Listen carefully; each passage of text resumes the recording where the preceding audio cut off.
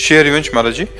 गुरुदेव, इस संसार में परिवार में हर कोई स्वार्थ का खेल खेल रहा है। स्वार्थ की पूर्ति पर तो प्रेम सम्मान मिलता है, परंतु स्वार्थ की पूर्ति न होने पर उनके प्रति व्यवहार उनका परिवर्तित हो जाता है। महाराज जी, सब जानते हुए भी महाराज जी फिर भी मतलब उनसे उदासीनता नहीं हो पा रही। हाँ, इसी का नाम माया है, इसी का नाम माया है।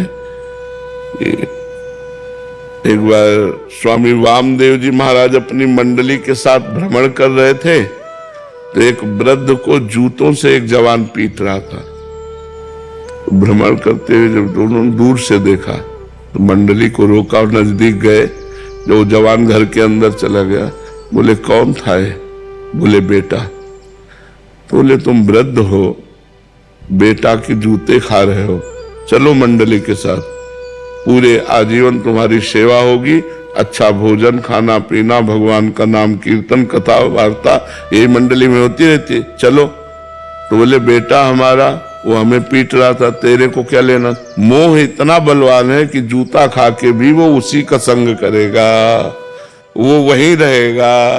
वो हट करके भगवान की शरण में जाकर संतों के समागम में रहकर सुंदर प्रसाद ना, वो वहां सूखी रोटी खाएगा लेकिन वहीं रहेगा। यही भगवान की माया है कि हम जानते हैं आदमी हमसे छल कर रहा है, ये कपट कर रहा है, यहाँ कोई सत्य प्रेम नहीं, लेकिन फिर भी मन का खिंचाव उन्हीं के प्रति है, उन्हीं के प्रति है। यही भगवान की प्रचंड माया, इसी को मोह कहते हैं। मोह सकल व्याधिन कर मूला, मोह मूल बहुसूल प्रद, त्यागो तम अभिमान, भजो राम रघुनायक, कृपा सिंधु भगवान। जब भगवान का भजन करोगे तो इस मोह से पार हो जाओगे। नहीं, मोह बहुत महासागर है, इसी में सब डूब जाते हैं, इसी में डूब जाते हैं। तो नाम जप करो और सत्संग सुनो, तो सत्संग से विवेक प्रकट होता है और विवेक मोह का नाश करता है।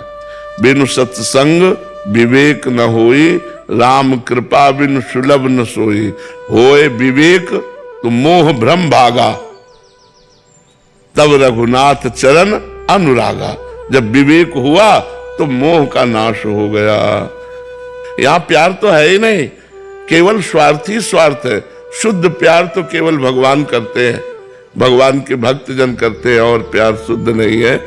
पर ये हमारा मन जानते हुए भी उसी मोह में फंसता है, क्योंकि विवेक नहीं है, ज्ञान नहीं है। विशुद्ध ज्ञान प्राप्त करने के लिए भजन करना पड़ेगा, सत्संग सुनना पड़ेगा। सत्संग सुनो और भजन करो तो व्यवहार करो उनसे बढ़िया, भगवान का स्वरूप मानकर।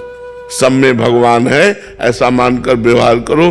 किसी से नफरत नहीं करना, सबको प्यार देना है, पर किसी से कुछ लेना है ये बात भूल जाओ, तो आनंदित हो जाओगे। और अगर ये है कि हमने आपको प्यार किया, आप हमको भी प्यार करें, हमने आपको ये सुख दिया, तो आप फिर आप दुखी हो जाओगे, फिर तो नहीं मिलेगा।